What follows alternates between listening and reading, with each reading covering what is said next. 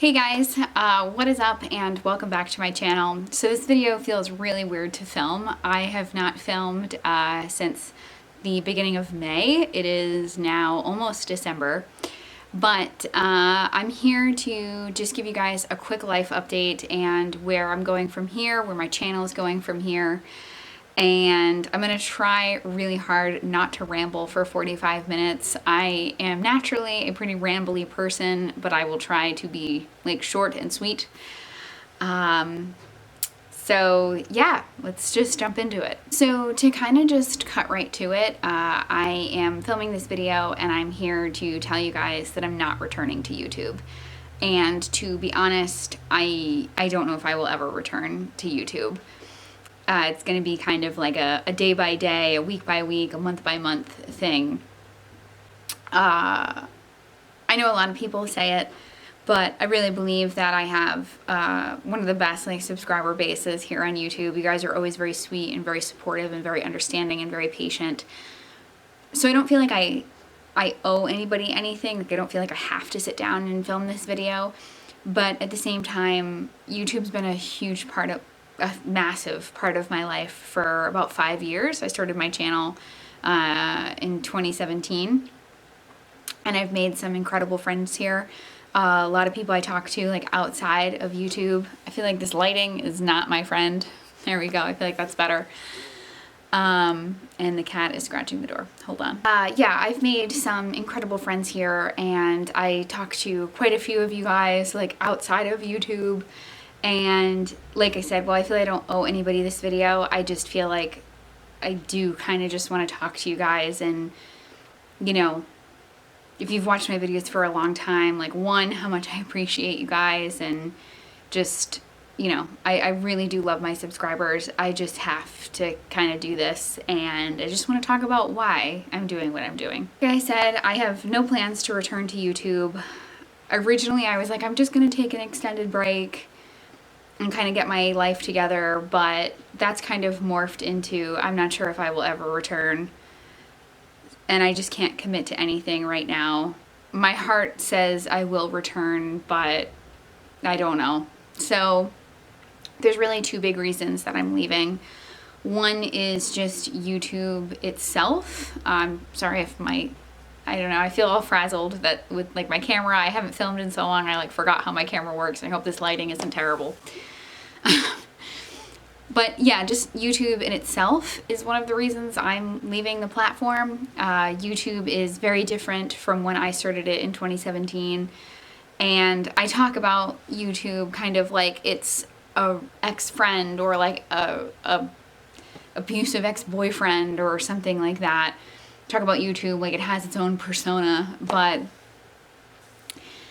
you know, YouTube has just like brought out or exploited every insecurity or weakness that I had.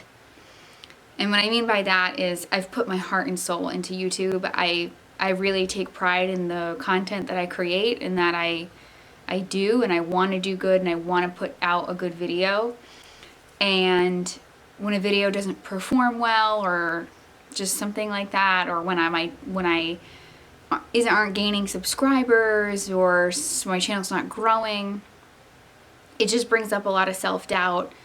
It brings up a lot of comparison when I see, you know, other creators in this space like making cleaning videos, getting a ton of views, and like I'm making a cleaning video and my video is getting no views.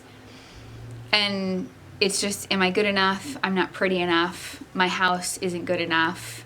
You know, I don't have a showroom house, like as you can see behind me. I don't have a new construction. I have a beat up old fixer-upper that needs a lot of work. And I'm very grateful for my home, don't get me wrong. But like that kind of thing is like what I just talked about is what I'm talking about. Like just constant feelings of inadequacy, that my house isn't good enough, I'm not good enough, I'm not pretty enough. Kind of, you know, again, like just getting really caught up in the comparison game and a lot of feelings of jealousy and just really not good for my mental health. And like I said, YouTube has just like, it just exploits that. It brings it out in me, and every insecurity, every weakness I had just gets worse like when I am on YouTube. And if you've been a subscriber for a long time, I have talked about these feelings on and off for my entire YouTube career. I really struggle with comparison. I really struggle with jealousy. And I can't not be that way. Like, I'm trying so hard to get over that and not be jealous and not compare myself to others, but I've been this way like my whole life, and I need to work on that, and I need to get over that in a big way. And I just don't think that YouTube is the place for me to do that. Like, YouTube has just ground me to a fine dust over the past 5 years. It's just this constant uphill battle, like trying to fight an algorithm and try to figure it out, and like, you just can't. And like I said, just so many feelings of self-doubt and inadequacy, and just a lot of comparison, a lot of jealousy, a lot of, it's just not good. The second, like, that is kind of like, there's two big reasons that I'm leaving YouTube. One is YouTube itself, but they are very much interconnected. The second reason I'm leaving YouTube is there's just a lot of healing and a lot of leveling up that I need to do in my life that actually, like, it is tied to YouTube, but there are some separate parts to it. This postpartum and this pregnancy has, having 2 kids now and stuff like that, has challenged me in ways that I never expected to be challenged. It has been incredibly difficult. This is where I'm not going to ramble. Like, I could sit here and talk to you for 2 hours about what this postpartum has been like and how challenging it's been. Luca is a completely different baby than Evelyn was, and I'm just trying to navigate that. So there's a lot of just normal everyday life challenges. There's a lot of kind of like leveling up that I want to do in my life, if that makes sense. I really need to like get our finances in order. That's a big thing that I need to work on. I just feel like in every area of my life I have neglected for a long time, and it needs my attention. And that's really it too, is that this postpartum has brought out a lot of feelings, thoughts, feelings, insecurities, weaknesses that I've had for a really long time, that I have done a really good job of like stuffing down and pushing down. And now, like, I can't do that anymore. Like, they're right in my face and I have to deal with this stuff. And what I mean by that is, like, I have realized through this like postpartum journey that I have spent my entire adult life not liking my body and actively trying to change my body and just not liking the way I look. When I had Evie, I was 24. I think that's pretty young. And within 6 or 8 weeks, I was essentially back to pre-pregnancy, or back to normal. I don't like bounce back culture, but I hope when I explain it, you guys will understand. But with Evie, I was great. I was like back to normal. I felt great. Everything was fine. Like, I was literally 100% back to pre-pregnancy. Like, my weight, I didn't nurse Evie. I didn't breastfeed Evie. So like, that was taken care of. And with this pregnancy and this postpartum, that has not been the case. My body has pretty much completely broken down. I am a very depleted kind of shell of a woman right now. And I know that sounds really stupid and I'm exaggerating, but like, I'm not. I really need to work on exercise. And again, not from a bounce back culture. That I don't like bounce back culture. I think it's very harmful and I don't vibe with it at all. But just years of inactivity and a very difficult pregnancy have left me not feeling great. Like, I have to do a ton of core work to kind of restabilize my core and heal my core, because Luca was a very large baby. Luca was almost 9 pounds, and my abs are just like completely wrecked.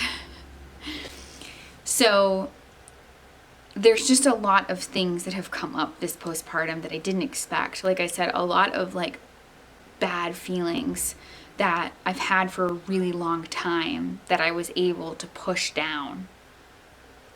And now for whatever reason, like I'm not able to push them down anymore, and I have to deal with them.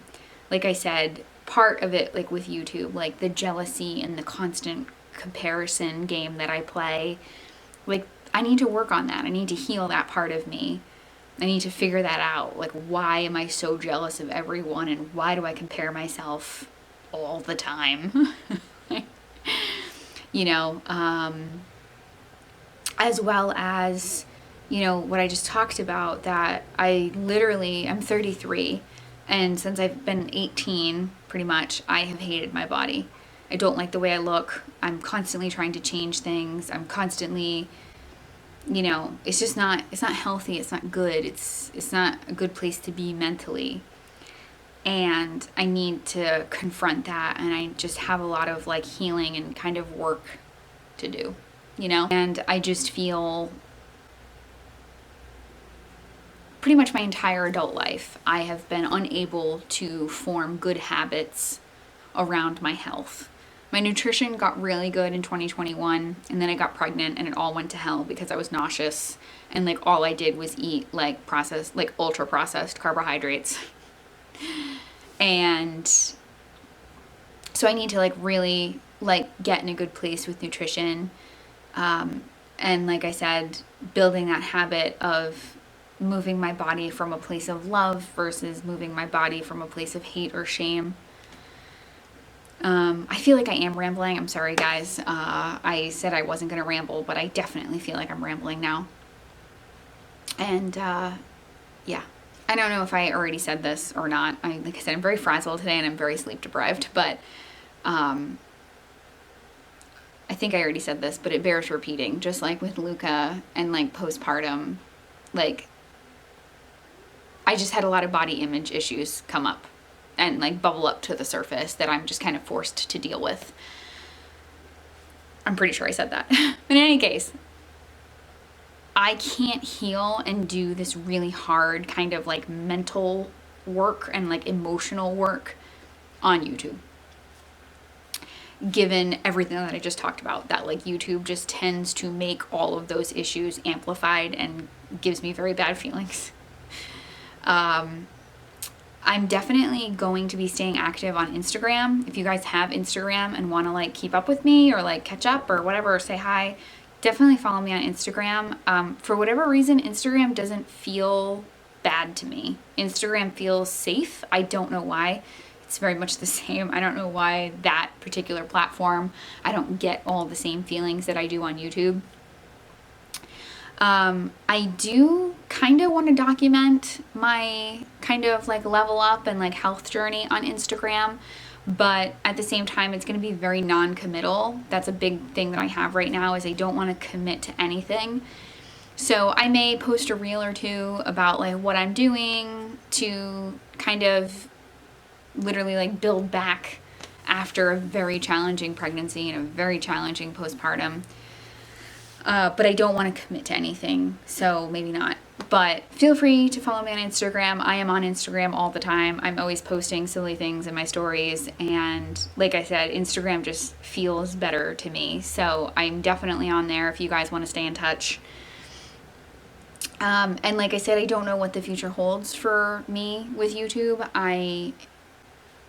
Right now, I don't see myself coming back, but things may definitely change. Like, I just don't know. I just don't know where I'm going to be in 6 months or a year from now or 2 years from now.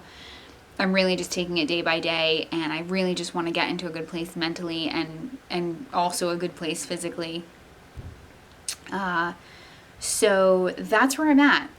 I don't really know how to end this video, to be honest, because I'm not like, see you in my next video. Like, this is kind of a goodbye video.